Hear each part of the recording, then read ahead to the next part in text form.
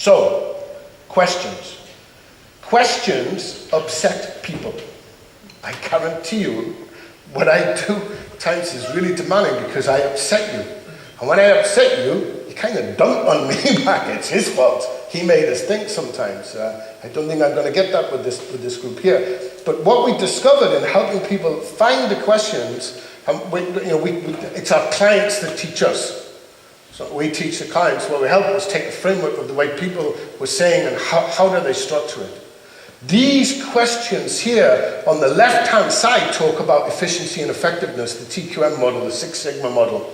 How do I get faster? I guarantee you one of the most important things to understand as we talk about creative thinking is to move away from black and white thinking, from this is right and this is wrong. You need to have a polar way of looking at this. And for those of you who are French, it's a real understanding of the concept of problématique. And problématique is not reduced into English by the word problem. It's understanding that it exists on a range and you need to have multiple ways of looking at it and not to be black and white, not to be judgmental. Plato always used to say that the sign of an educational mind is you can hold two opposing views in your mind at the same time without passing judgment. My opinion, that's a challenge.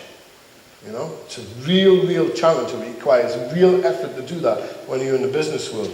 It's the cultural gravity that you can see in organizations that we mean gravity holds you back, keeps you down. By the way, you can't see gravity in operation. So when you're in the business room and you're working together, it operates at that level that you can't see. How do I change the game? How do I do something new? You just felt the emotional differentiate. And it's not something that has to happen by accident.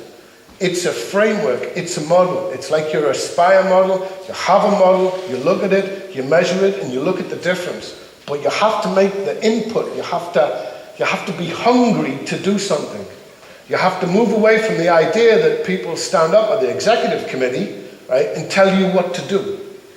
You almost have to tell them, this is what I want to do. Either get out of my way or tell me how you can help me do it. I've had the privilege to work with many great American companies, some that have done this and done that in a rapid period of time. And while the American model of business at the moment might be coming up with some questions, I always hands up want to say that in my experience, that ability to get going, to do something, has been something that I've always admired about that model. If you put your hand up and you go for it, you can make it happen. Now this then says, oh gosh, I have to do some thinking here, all right? Because what it says is the 4 questions are mental models. Those mental models, I assure you, you could put organizations around. There are some significant changes taking place. You guys use the concept of headwind.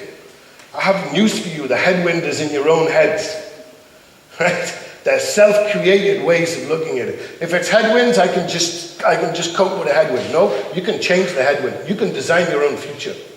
All right? But you have to understand where you're coming from and the mental rules, somebody said social rules, as well as individual rules that make the difference. There's a guy called Sherman Kent, very famous American, who was the pioneer of scenario planning or scenario analysis from the American National Intelligence Agency post-Second World War and influenced the CIA. The way of getting people to see what's happening in the world. It drove him nuts at times. He was brilliant in the way that he could get people to collaborate. His single biggest principle at the end of a 30, 40 year career was the concept of cognitive bias. Right?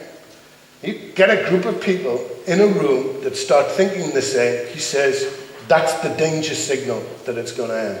Irvin Janis did a study of the Bay of Pigs, the Cuban crisis, calls it groupthink. Cognitive bias and groupthink, that sheep mentality. Here, what I'm trying to say is the technocratic